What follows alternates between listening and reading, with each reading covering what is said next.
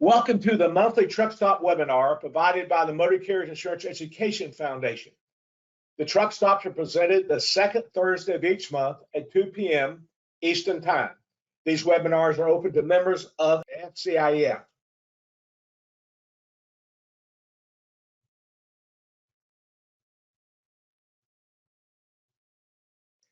These webinars are presented as industry updates and for information purposes only, and do not qualify for state CE credit. If you're seeking state CE credits, please contact our office at mcief.org or mcief@mcief.org, because we do provide CE on all of a number of our other programs. If you have any questions, please type them in the chat window. They will be answered as time allows or responded to after the webinar by email. If you experience any audio problems, please send us a note in the chat window or call 800-741-4084, and we'll attempt to correct the problems as soon as possible. Once these webinars are completed, they will be posted on our website for reviewing later. We've been hearing a lot about the Drive Safe Act to help with the driver shortage. And I reached out to Tom Bray of Keller Associates, Inc., to talk about this. They're heavily involved in understanding the drivers and driver selections, and Tom has been presenting programs that I have done for a long time. The first time he and I met, I think, was in Charlotte many years ago with the CIC when CSA came out in 2010, when I actually gave every attendees there a book of their CSA book. And I only paid them $9 then. It's $35 now, so I'll quit giving out free. Tom, welcome to our webinar here this morning, my friend. Glad to be here, Tommy. And yeah, time has passed, hasn't it? It sure has. You're looking good. And Tom's going to be a part of our annual conference in Orlando, October 7th and 8th. We're going to talk about helping people on board, new drivers and concerned, and also let us know more about information we can get out of the ELDs as we look for the data to help underwriting. Tom, we look forward to those presentations. I'll get back with you later on that part of it. As I mentioned earlier, there's two things that I promote with J.J. Keller all the time that I think every retail agent should avail themselves of it. And they can go to J.J. Keller Associates, Inc. and buy these through your products there, because I have done that before. Your CSA book, which you update that, what, Tom, about every 18 months or so? I've got copies going back often. I think the last one was October of last year was the last publication you had. Yeah, that's one that's updated. Whenever the CSA program gets updated, which, like you say, is about every year, 18 months or so, they go in and play with it. They'll adjust some of the severity weightings and some of the violations, and we'll immediately go in and update the book and get the new one out. Yeah, and that's an important part, because we're here trying to look at these violations when we look at the inspections, and we get to be, in my opinion, as an agent, I need to know what they are. They don't really describe it much in that. Plus, there's also a problem that we even had here where you might not have a CSA score because you haven't had enough inspections or the vehicles, but you still have some violations. So even though you have no score, doesn't mean you're clean. And that way, and you explain that in great detail in the books about how those things work. And I strongly recommend that. The other thing that we have here, and this is what we'll also talk about at the annual conference, is that's your driver qualification file. I think it's $7 or $7.95 or whatever. And I have a number of those, and I've given those out to my clients. One time I had a new client involved in me who I've been doing work with a long time from another company. They started a new company, and they called me up and said, "Tommy, can you help me with insurance?" And I said, "Sure." I said, "Where you got your application?" "Oh, we got an application for Staples." and you got a drug testing program. "What's that?" I said, "Before you do anything, you got to go to J.J. Keller Associates, hire their book, call me back, because you've got a greater danger of being put out of business because of the DOT not knowing those things than other things." So this is where, if the insurance providers, and all of them provide this information, but if the insurance provider doesn't do it, I think the retail agent needs to avoid these crashes and stuff like that, Tom. But we appreciate that association and appreciate you all doing this. Let's talk about this. We're hearing a lot of publications today about the driver shortage. All of them are old. We're all getting old. The statistics you're showing, Tom, show that how many? 70, 80% are over 50 years of age? Yeah, the average age right now in the industry, and remember, this is the average, so you've got you've got a bell curve surrounding it. Depending on which survey you look at, it's either 51 or 55, somewhere in that range. So it's creeping up well into the 50s, and that's an issue because that's retirement. That you've got that to look forward to. The number of drivers retiring right now is significant, and the problem is over the last few years, we had the intake pipeline shut down as far as bringing new drivers in. Between the economic downturn and then the pandemic. The pandemic just wreaked all kinds of havoc on the industry as far as the driver shortage goes. Because a lot of drivers either weren't working, so they found other things to do, or were working so hard they just basically said, "I've had enough," and walked away. And they're not coming back. That's one of the things that's happening post-pandemic. A lot of these drivers just aren't returning now. Now things are kind of normalized. So, at one point before the pandemic, they said we were between 60 and 100,000 drivers short as far as the shortage goes. You've got the retirement, compounding that because of the age. And you've got the intake pipeline not bringing as many in. So, it's worsening as we go, especially now post-pandemic where the economy's starting to boom. Things are moving. Just go out and try to buy lumber right now and you see how well the economy's doing. And the drivers just aren't there. So the shortage is literally getting worse by the day. So it is a big deal for the industry. They're fighting hard to try to come up with drivers, which that creates all kinds of issues. As far as what quality are you bringing in, or what quality are you willing to bring in as a carrier. And then to our discussion today, where could we find more drivers for the industry? On the screen here, we've got, it's under 30. We've got to somehow reach that crowd and get them involved. The female component of the industry is it's ridiculous how few females actually work in this industry as far as the driving and even the dispatch end of things. And the non-traditional, the non-farm boy type, that's what everybody wants for a driver, is that farm boy from Kansas that spent his life around machinery. Well, there's getting to be less and less of those around. So, we've got to somehow expand the pool of available drivers. And that's where this act comes into play. This Drive Safe Act and the related regulatory actions is to try to widen that pool by letting more younger drivers into the industry. And the advantage with doing that, by the way, is it gets them, for lack of a better term, it gets them hooked before they get into something else. Because one of the problems with right now, the qualification requirements, the driver has to be 21 to be able to operate in interstate commerce. We'll touch on that in a minute. The problem is by the time that somebody that's 18 graduates high school, they're looking for an occupation. They find one. Now they're 21 and it's our chance to recruit them, and they're saying, "No thanks, I'm already a carpenter, I'm already a plumber," So that labor pool is creating issues, or pardon me, that age requirement is creating issues with the labor pool. Yeah, and Tom, again, yeah. I agree with that. I was going to point out one thing that first off, you mentioned lumber. My son-in-law is a contractor in South Carolina that builds $2 million houses. He was talking, I was with him over the Memorial Day weekend, that he requoted a house from 3 months ago, and the cost of lumber was up $150,000. That part. The second thing is that we talked about the fuel shortage and the shutdown of the pipeline. But the concern of fuel shortage is we don't have enough drivers delivering fuel. And this compound, so this talks about we have this area here.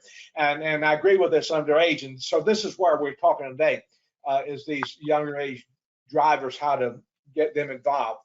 So the Drive Safe Act is supported by, this act has been supported by most of the industry, Tom, and I think some people outside the industry, like the construction industry, and these kind of people have supported this act.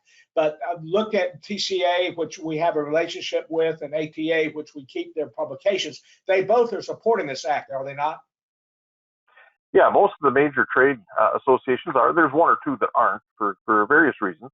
But yeah, most of the industry is behind this because there's an oddity in the regulations and the whole under 21 thing. The example I always like to use is here in Wisconsin, where I'm from. You can tell from my accent that I'm from way up north. A driver that lives in Kenosha, that's 18, 19, 20 years old, can drive here in Wisconsin, intrastate, and he can do the 430-mile trip up to Superior, Wisconsin, and then 430 miles back. But he can't drive the 15-mile trip down to Winthrop Harbor, Illinois, because he'd have to cross the state line.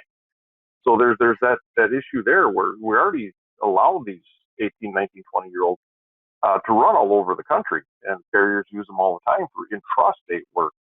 And the state line issue, the interstate commerce portion of it as well, is keeping those drivers from joining the interstate market.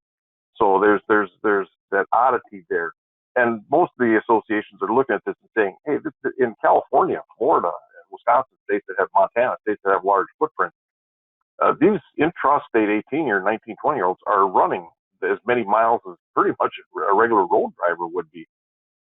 So they're able to do it. It's just a matter of how do we roll it out to the interstate market, where there's possibly more responsibilities and more maturity needed. So that's where the question comes into play. Yeah, I got one better than you. I can go from Key West to Pensacola, which is 800 miles. I can't go from Tallahassee to Thomasville, Georgia, which is 35 miles. So we can do there you go. You go to El Paso and Marshall, Texas, and that's closer. El Paso is closer to LA than Marshall. So they can't go. 800. From personal experience, 848 miles across Texas if you take I-10 all the way. Yep.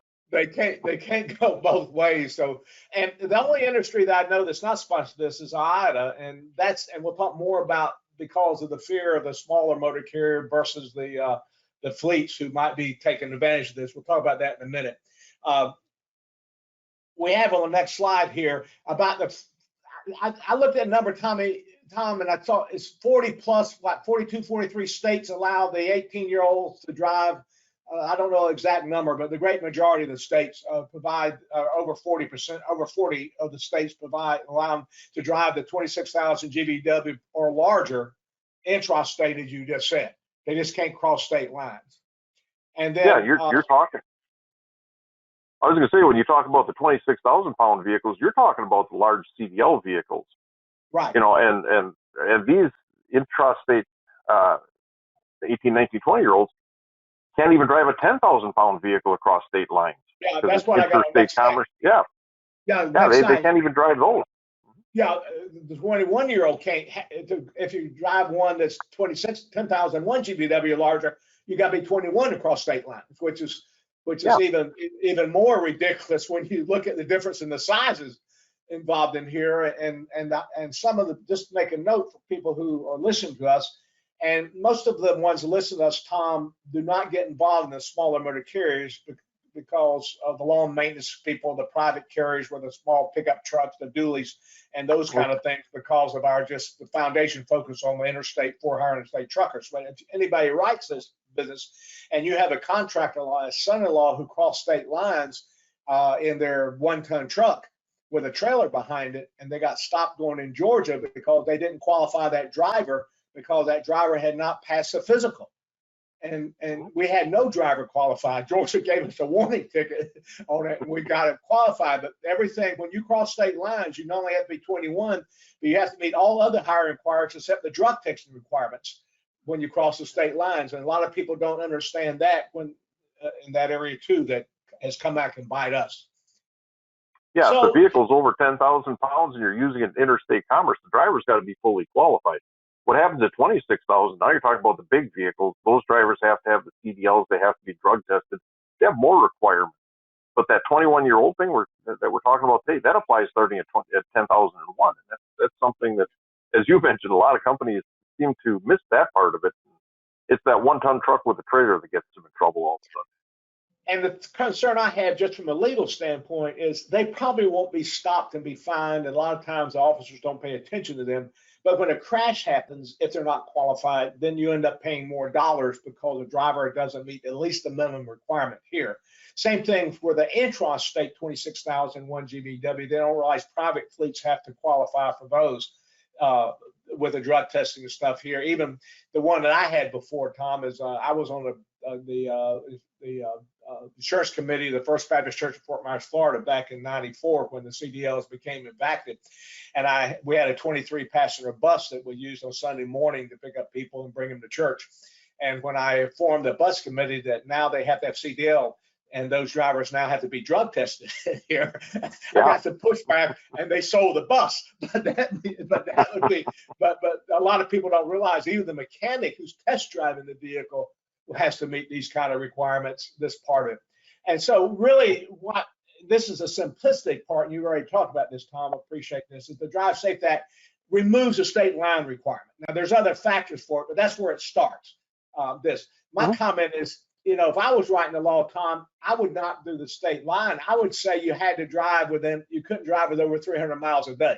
That brings it back home, and that would be more dedicated routes. But of course, Congress doesn't make any sense those ways. I think you would agree with that part.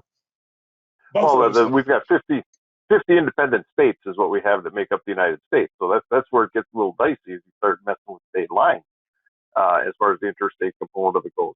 And like you mentioned, the Drive Safe Act is just going to drop the state lines out of the issue. And so that driver that lives in, to use my example, Kenosha can now go to Winthrop Harbor 15 miles away. So, and that gets it gets to your point. It would have made more sense years ago to put in, if you're worried about maturity and experience and you don't want them running long distances, it would have made more sense to put a mileage limit in it than use the state line. They've got that currently military exception but I find out, Tom, it's not really working. First off, a lot of people go into military 17, 18, but you have to have a job in the military that involves using heavy equipment. So realistically, they're 19, 20 before they're out of the military. Most people stay in the military more than 2 years. So that really hasn't taken off, has it not? It kind of fell flat, even though that was the first exception. Yeah, this is being run as a pilot program, so the driver needs to meet specific requirements. His military occupational specialty. I'm an old Army guy, so MOS we just called it. They have to have 88 Mike or 92 Frank. They have to have one of the heavy equipment driving occupation listed on their paperwork, and they have been trained and active in doing that. As you mentioned, the problem is if a typical enlistee is 17, 18 years old, they do 4 years, they're not getting out till they're 21, 22. So who this actually ended up catching are the reservists in the National Guard troops that they're 18, they went through the basic and the IT training to become a driver. They were still working in the reserves and the guards. Those are the people that's actually reached out to and applied to more than anybody else. And the problem they've had is they just haven't been able to recruit the numbers they'd like to have to be able to run this pilot program. Because the idea with this program is they want a statistical group that they can say, okay, these 18 to 20-year-olds operate in interstate commerce. Here's their safety record. Here's a group of 21 to 24-year-olds that we've studied, because they recruited a group of 21 to 24-year-olds as well. And here's how they did. Now let's compare the two and see if there was any difference in their performance and their abilities. And that's the whole plan with this program. Of course, if it's successful, then they can roll it out and just open it up to the general industry and say, okay, recruit these military drivers, then you'd be able to use them in interstate commerce. But the problem is, like I say, they just haven't been able to recruit the numbers they need, even just for the pilot program. So as far as this being a major source of drivers in the future, that's kind of questionable. Most of these drivers are still tied up in the military when they're 18, 19, 20 years old. It's not available to the industry yet. And when they get out of the military, they make great drivers. Yeah, I think it does help a little bit, because isn't it also a part of this act is that now if they can take their experience in the military to qualify as an experienced CDL and don't have to do the same testing as someone who came straight out of driver training school and those hours served. That was a benefit, but the underage sample did not work out. Is what was that part is, because it was a two-pronged part of the law, was it not? Yeah, they had two different things they were doing with the military drivers. You mentioned the one is making it easier for them to get their CDLs, because in the military, they did the same things you need to do to get a CDL as a civilian driver. So it just made sense to give them an easier path to get their CDLs, because they basically already have one. It just isn't called a CDL in the military. But that side's been fairly successful. It's this portion of it that just it's going to be a problem as far as it's not going to be the major source of driving. It could be. So the driver that would be part of the apprenticeship program would need to be using the following technology: collision mitigation systems, video vent corners, and the speed limiters. Tom, I wish every risk had those four things here that we'd right no matter what. So I think we all can say amen. I don't care who's behind the wheel in those areas, but this kind of just economically kind of limits it to larger motor carriers who have equipment, particularly that collision mitigation system. We're going to talk at the annual conference about how to retrofit those things with a wingman from Bendix, and we have some people here. Obviously, we all want the video event, the event recorders. And by the way, that's the other thing I promote for you is not the GoPro, but I like your $169 event recorder that you all have on your website. That's actually a true event recorder instead of that captures just those seconds. So that's the other thing I promote here, not the GoPro that your product has. And I hope you're selling a lot of those. But and the speed limiter might become law. That's a whole different subject. We can talk about that in a different way. Yeah. I know you know Dave Hollier for TCA. I think y'all were on the program together, and probably on the program a couple of weeks ago in St. Louis with the TCA part of it. That he's going to give us an update on Congress, and I'm waiting to find out if the speed limiters are going to pass or not. But getting back to who can do this, because I think this is one of the oddest complaint here is you're looking at fairly large fleets on this part of it. Are you not, Tom? That really the smaller fleets, this is not relevant for them. Yeah, there's a couple different reasons it's going to involve the larger fleets. First off, the requirements. It's a 400-hour training program that the driver's going to need to go through. So they're going to need to do, 2 periods of training, basically, one 120 hours, which is like intensive training. And then they're going to have to do another 280 hours of supervised training out on the road, basically. There's requirements as far as how many hours on the road. So that's an issue for a regular carrier. Okay, we're going to put this person on the payroll, but he's not going to be a free and independent driver. We've got to kind of subsidize him for 400 hours of employment.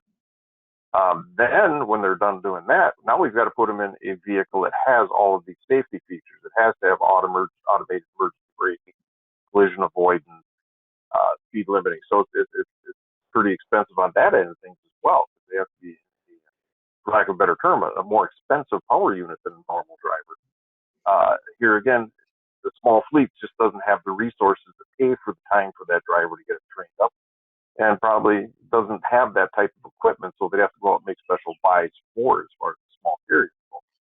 So that's going to be the issue going forward. If this comes to fruition and Congress passes it, if MCSA enacts it, is there going to be some kind of mechanism in place to help those small carriers? Small carriers make up 92% of the industry. So is there going to be some kind of mechanisms or some way that those carriers can use this program as well? So that would remain to be seen yet. But yeah, for the time being, it looks like it's going to be something large carriers are going to do.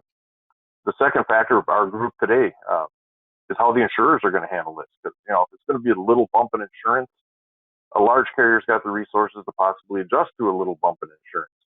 Small carriers, not so much. Little bumps hurt them. So that's another factor that's got to be looked at as far as the large small aspect of it. Well, I want to talk about the insurance thing before we get through this page. I was going to ask you this question here. Could they use these CDL drive training schools to meet that 400 hours? That the fleet doesn't have to do it. They just have to verify they have 400 hours. And after that, they have to have the 200 hours that the fleet would have to provide them. Would it not, Tom, that way that you could use the driver training schools to meet some of those hourly requirements with affiliation with driver training school? Yeah, that's the first 120 probably would be in a school environment, and that's something that the carriers can just say, you take care of that first, and then we'll take care of the second part. We'll get you, because in the course of this, they have to do 240 hours on the road, and in a school environment, you're not going to get 240 hours on the road. So that's going to be the carrier's portion of it during that 280 hour second part of it is getting those road hours, those driving hours in. So, but yeah, that's going to be the potential apprentice model, if you want to call it that. I should say that model already exists in some areas where they go to a school to get the basic training, the first 120 hours in this case, and then they come to a fleet to do the next 200, 280. So that's the model you'd probably see going on in a lot of cases, unless the carrier here again is large enough to have the ability to actually do that initial training on site with their people. And a part of that, this circling back around, and I see it hit a lot of publications, Tom, and articles, that one of the things that has helped, or that's compounded the driver shortage, is the CDL driver training schools had to shut down a year ago, and because of the COVID isolation. I mean, how can you train someone when you can't put somebody behind the wheel virtually? I have one close that I go by every day when I come to the office, and it cranked up about a month ago, and I see people out there now. But this has stopped that normal flow of people getting involved in it. Yes, over 21 years of age, but getting involved in it as a career, start of a career to meet this basic training requirements. And that's compounded to the driver shortage, has it not? Besides, the DOTs weren't open either I had to get my new driver's license to fly because Florida didn't have that star on theirs. And, it took me a while to even get an appointment for those kind of things, and that got waived. But that's compounded the natural flow of drivers coming to the system, did it not? Yeah, it did. The industry slowed down, so the industry wasn't hiring as many drivers. Schools were shut down, so that the intake for new drivers just wasn't there. There's no place for them to go, and it compounded the shortage. And at the time, it wasn't a big deal. That's like the downturn in 2008. It wasn't a big deal when it was going on because we didn't need those drivers. Because the pandemic slowdown had reduced demand. But then all of a sudden, it spiked back up and it started picking back up. And now the shortage is a big issue. And we're missing, for lack of a better term, an entire generation of drivers, if you want to think of it that way. Right now, there's just not drivers with that, like 2 to 12 months of experience. There aren't any drivers in that group. So there's a whole segment missing from the industry.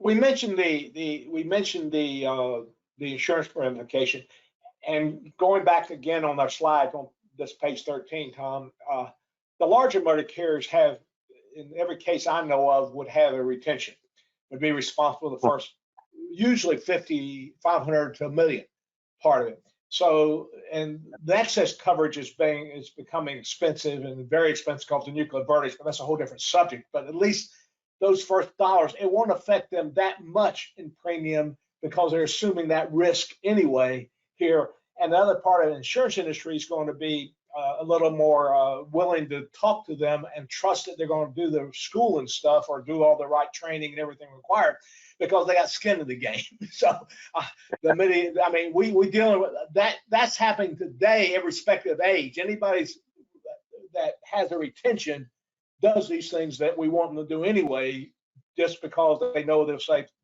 save time. And we talked about this earlier, Tom, the concept of quality versus quantity.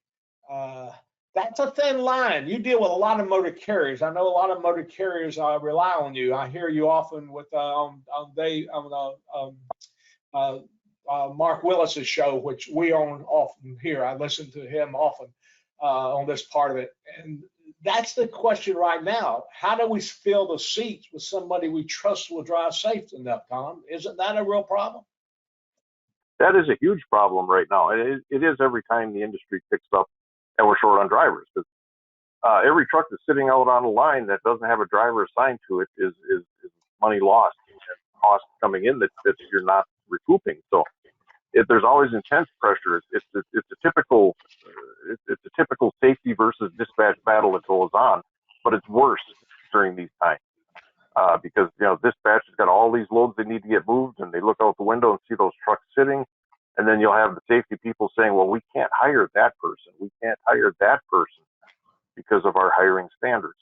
So it turns into quite the battle at times, carriers, as far as trying to keep the quality up at the same time as finding enough drivers to meet your needs. And what the industry's reacted with and what they've done, they're trying to make working conditions better. They're trying to satisfy drivers, wants, basically. They want this for an occupation. They're trying to shape the jobs into what drivers want nowadays. And they're trying to pay more to try to not only lure in new drivers, but get their current drivers to stay, because that's one of the things that I always emphasize when it comes to driver shortages. Is solution number one is stop losing drivers, figure out why they're leaving, and don't let them leave. Step two is trying to find more drivers that you can use. So how do you reach those quality drivers and get them into your company? And that's always the tricky part. And you see a lot of compromises made. I'm one that I don't believe in those compromises. I'm an old safety person. If you said you wanted X amount of experience a year ago, you should still be saying you want X amount of experience. You shouldn't be willing to change it just because things are getting tight. And if you do decide to change it, you better make adjustments. You better plan on more training. You better plan on something else to make up the difference so that risk level stays the same. But here again, that's the old safety person in me talking. So. Well, but Tom, it's not only that. The safety person you talk about is the same thing that happens in the court cases, because now you're making an exception to your rules, and now the person who had the crash was that exception. And how can you justify, and the plaintiff's attorneys are going to say, if you hired within your standards, then they wouldn't have been here and killed this person, so pay money. I mean, this gets back to the reptilian theory here. And the insurance industry always had two prongs involved in it, experience and age. And what we would say is that I have a problem putting an age, because I think upper ages are going to get EOC, younger ages there. So we express it in experience that you have to have 2 or 3 years as an interstate CDL, which makes you 24 years of age. But the experience is also the big thing. Is I don't care if you're 40. I wouldn't put a 40-year-old behind the wheel coming straight out of driver training school without some assistance, irrespective of their age. They got to have some experience somewhere, Tom. So the things that this act builds into it are things that need to be considered by anybody who's onboarding a driver, does it not? Yeah, they're not putting anything in place that sound carriers haven't been practicing for years. Make sure that driver, has got a good base of knowledge. They understand the vehicle dynamics. They understand the basic control of the vehicle, how to get it to do what I want it to do. And then they've got experience and practice driving under supervision, so they've learned how to interact with traffic, all the things you want the driver to do before you give them their own vehicle and cut them loose. I mean, that's something that sound carriers have been doing for many, many years. And it's a virtue of you either have the experience or the training, but one of the two is going to make you safe before I let you drive around in my vehicle. And that's one of the things, by the way, that's tucked in the back of this Drive Safe Act and the FMCSA proposal that's mirroring it, is there's an interesting thing in there that if the driver has 1 year of intrastate experience, 25,000 miles driving, it'll cause the training requirements to be waived. In other words, they've got the experience. So they're looking at that as well in the different things that are going on coming to the 18 to 21-year-old drivers. So that experience it's a big thing. It's either experience or training. You got to have one of the two. So and I love your analogy. It doesn't make a difference if he's 18 or if he's 40. They have to have either experience or training before they get on the road by themselves. Yeah, that's a big concern that we have, and this insurance then hiring standards would have to change, modify to build this thing in. And then the problem is the insurance provider has requirements, and that's what that's what we see in the future that we're going to have to deal with.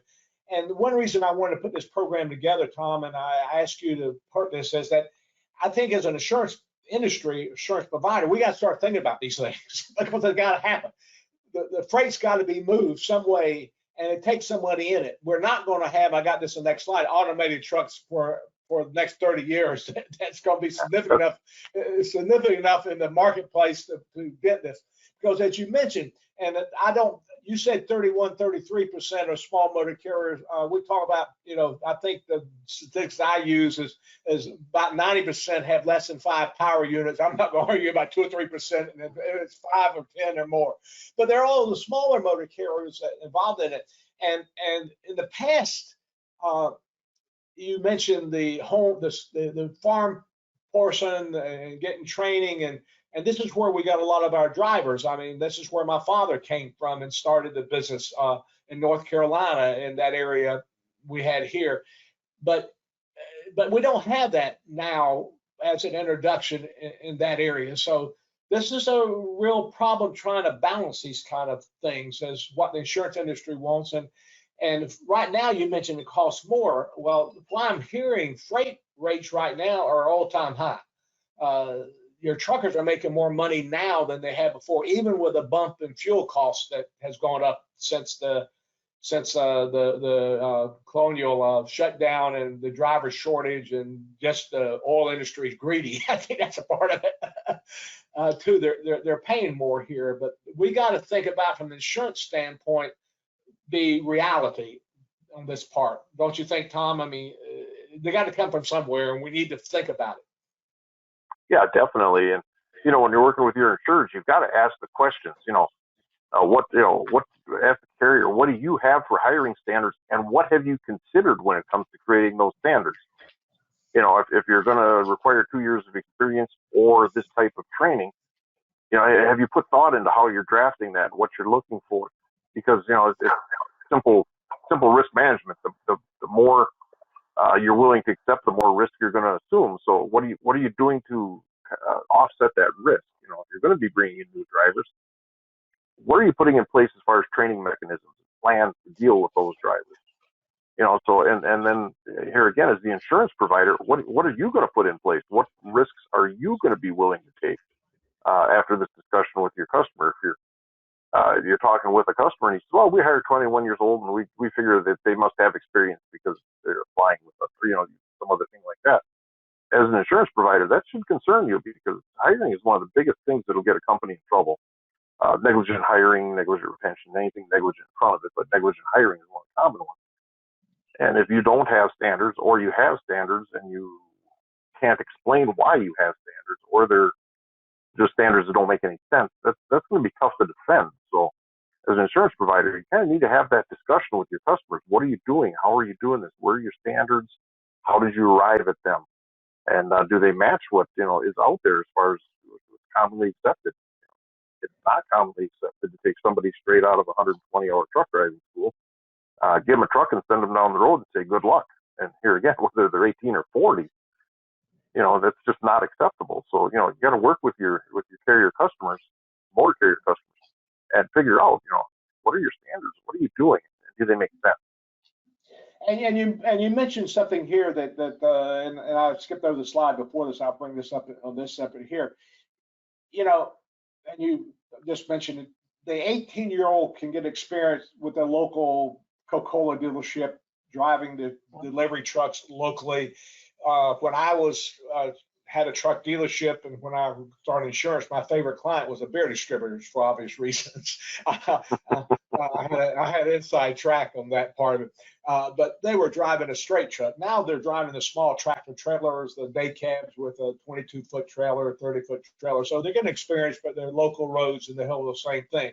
That's where they can start getting them at 18 and then 21, 22. That would be a place for experience. And coming out of driver training school, they'd be 21. But the problem we're going to have in the source that the person that we just mentioned, the 90% of the people that hold MC numbers are going to come from, they usually relied on the larger motor carriers, the ones that have retention to give those experiences, then offer this person, do you want to be your own entrepreneur? Do you want to be an owner operator involved here, hiring that way? Now, these larger motor carriers, and I even saw a couple of court cases, you're probably more aware of than I am, where they have a contract of employment. And because now they've got, what are you talking about, Tom? You're talking about a couple $1,000s investment in this underage driver to get them qualified, forget the equipment that they're going to need on the truck. But just to get them qualified, they're going to spend, what would you think, a couple $1,000s easily, would they not, in the training support, throw in the driver training school? Then how are they going to pay that back? And now somebody's going to siphon those drivers off. That's going to be a concern and a conflict you'll see in the future that we look at. Would you not think? Oh, definitely. That's been a thing in the past, and it'll be a thing again. Once this all comes into play, especially with this program, because that is kind of the hiring model for some of the smaller carriers is they want experience, so they'll hire from the companies that as you mentioned, that are willing to take the risk, have the retention and the program to do it.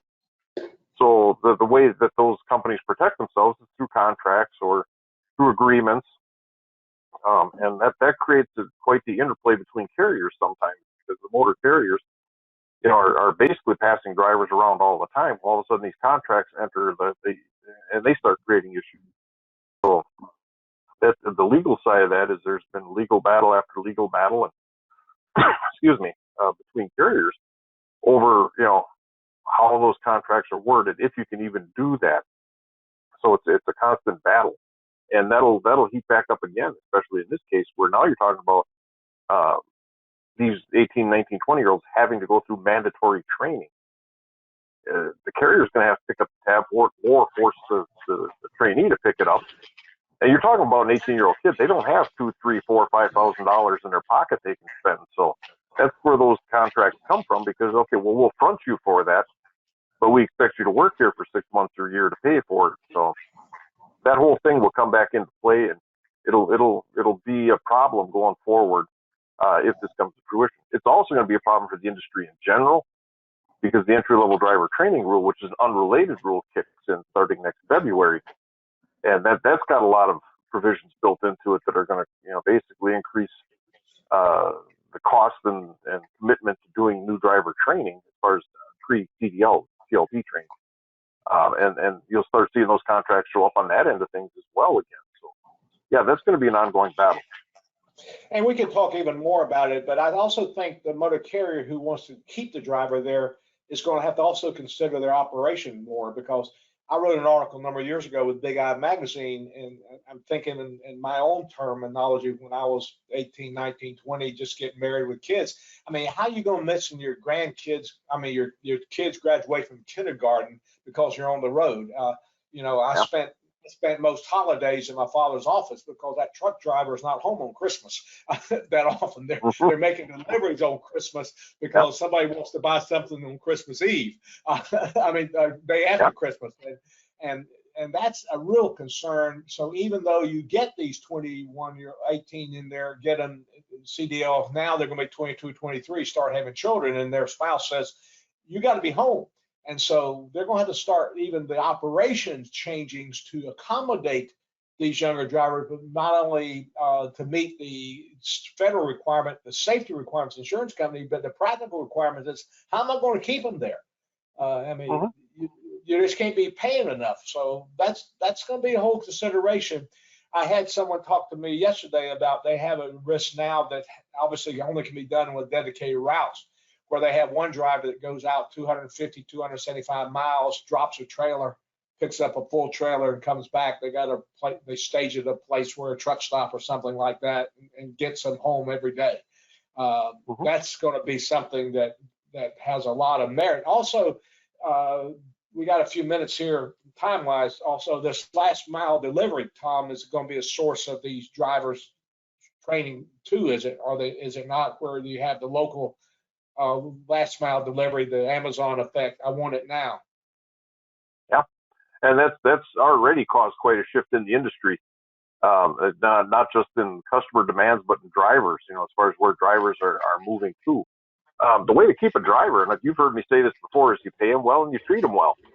Well, treating them well can be different things to different drivers. I want to make the maximum amount of money. I want to be home every night. I want to, as you mentioned, I want to my son's kindergarten graduation.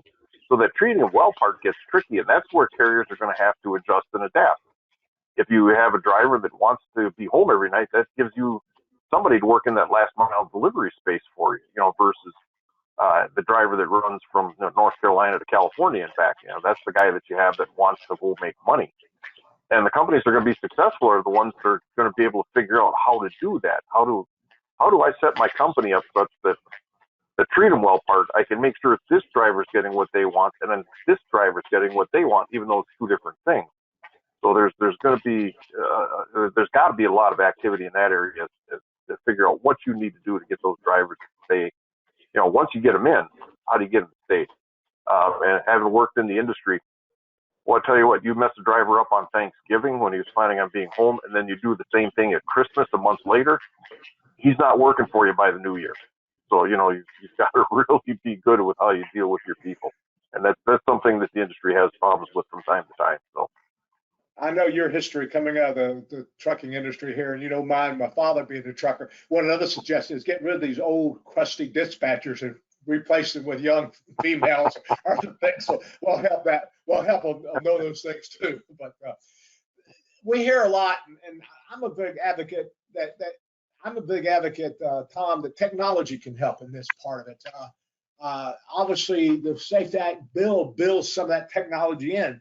The two things that you mentioned here, the bill mentions, is that collision mitigation, adaptive speed control, speed limiters, and the event recorders, all that. Now we know you've got these new technology where you now can monitor the driver's activities all the time.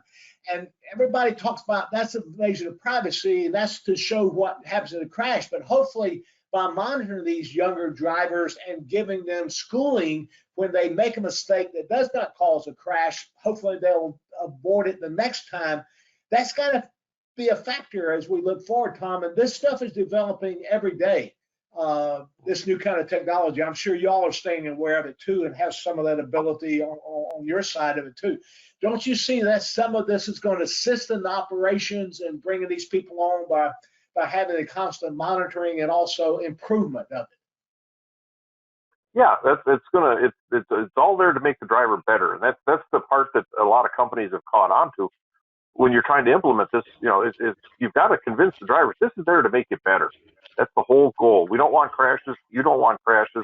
That's what this stuff is for.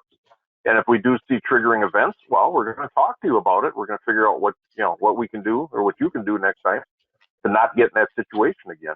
And with the newer drivers, with younger drivers, the inexperienced in general, the 18 to 20-year-olds, that can be a powerful tool. Here's what you did. Here's where you went sideways. Let's not do that again. It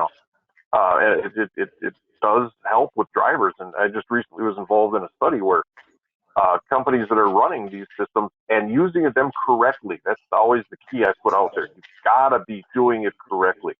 If you're getting a triggering event, what are you doing about it? You have somebody that actually reviews it, decides how to go forward with it, contacts the driver, works with the driver to improve.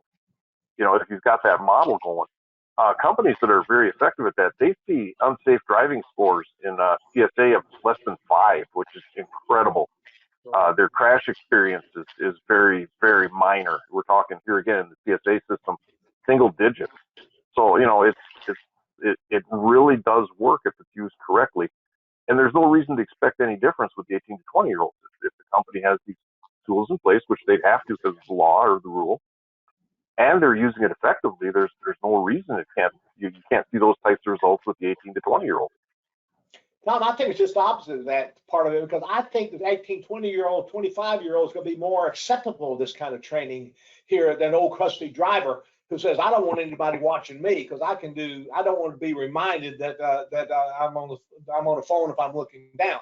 A lot of people would accept that younger than some of the drivers behind the wheel now. You've heard this. Well, you listen to Mark's show enough and to Dave's show enough on World Dog Radio to know where the audience calls in and how they resist it. Well, those are the old truck drivers. I think a younger person or less experienced person would accept this kind of help presented that way. We're going to try to help you be better at what you do and avoid these kind of things here. But the thing here, you also have a plan to monitor. And I don't want to use the word discipline because we're not disciplining them, because that seems like a punishment. You're trying to alert them so they don't repeat those same kind of mistakes.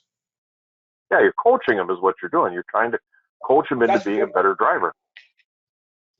And actually, and when we write these rules up and all, we got to be careful about how we discipline them, because I was in a class with Clay Porter, or a program Clay Porter did a couple of years ago, and I know you know Clay as well as I do for many years. And he pointed out, we got to put our words. When you say you were speeding, that means you were speeding over the 65 rule, not you were speeding over the highway speeding. So you got to come up with terminology so the plaintiff's attorneys don't use it to damn us in court, but use coaching part of it. A triggering of coaching is when you go here, not because you're doing too fast. So it's going to be that's going to be that's going to be helpful here. Also, even mentioned this Pony Express switched off. Some of this stuff will assist in those operations here with the GPSs and equipment like that, Tom, will it not? Mm-hmm. Yeah, that'll make a big difference. And I'm going to go back to something you mentioned as far as the younger crowd, 18 to 20-year-old and the 20, 24-year-old. They grew up with technology. People like you and I didn't grow up with technology. And I don't know about you, but I have an inherent fear of it. I'm afraid it's doing something I don't know or understand. The newer people don't have that. They didn't grow up with our not so sunny disposition towards technology. So it's a whole different environment when you're working with them. Yeah, two things about that. The audience did not see that it took the 10 minutes for Beth to come in my office to get this Zoom meeting up with my new computer that I couldn't figure out how to do it. But that's talking about it. Plus, I got 8-year-old grandson who I'm bringing, who I have to have help me work my new iPhone, so that I can't figure it out, Tom. That's the same thing we're talking about. But so just to wrap this up, this discussion here is that we need more drivers. The Drive Safe Act might or might not pass. It's our projection now that it probably will in some form. Will you not say that, Tom, in that part of it? Yeah, there's just too much pushing it forward. The agency's doing a proposal on it. Congress is working on a legislative change to create this. The major players in the industry are all pushing for it. There's some that aren't pushing for it for reasons that they have, which are, they need to be considered. But the number of people pushing for it versus the number of people trying to stop it, it looks like it's going to keep going. It might not pass tomorrow or next week, but it's going to be around sooner or later. And the other thing is that is from an insurance provider, we've got to do something to keep our vehicles that we're insuring with them. And most of the membership of Motor Carriers Insurance Education Foundation have the right to smaller fleets. And they got to be aware of it, because we don't want everything to go to the big fleets. We got to figure out, will this new requirements fit in the model? Can we live with technology? Can we complement? Can we use a requirement to have the equipment on the trucks? Can we do this kind of thing? Started talking about modeling that. And of course, right now, the problem with the insurance industry, Tom, is we don't have any history. Is it, as you mentioned, trying to get history? Will it save crashes? Will it help us at the end? And we don't have the history. So some of this, let's go out there intuitively figure out something, then start tracking the data. That's the problem now. We just don't have the data yet to prove where we are, but it's got to happen. It's going to come. Yeah, FMCSA has a proposal they put out for a pilot to study 18 to 20-year-old drivers in the general population, not ex-military. And that's out there as well. That got discussed last September. And, everything's moving slow at the moment as far as that stuff goes. So, but it's still out there. And, the purpose with that would be to collect the data. We've got the intrastate driver experience that we can look at, but the data there somewhat, it's just not clean data. You can't look at it, point to it, and draw real clear conclusions. Thanks, Tom. Our insurance need drivers to provide service to their customers. And we need to think as an insurance industry how we can work with our insured to fill these seats with a driver that we feel comfortable that will operate safely. The Drive Safe Act is a first attempt to open up or to explore new drivers in new areas. We need to be a part of this discussion and a part of the solution, not a part of the problem. Hopefully that this webinar that we presented today will give you at least starting thinking about what the future might hold and how we can help our insured fill the seats with qualified drivers, or at least drivers that we're comfortable with. For information on MCIEF offering, including membership, TRS designation, trucking U, or classes, visit our website, mcief.org. We'll see you next month at the next truck stop. Be safe.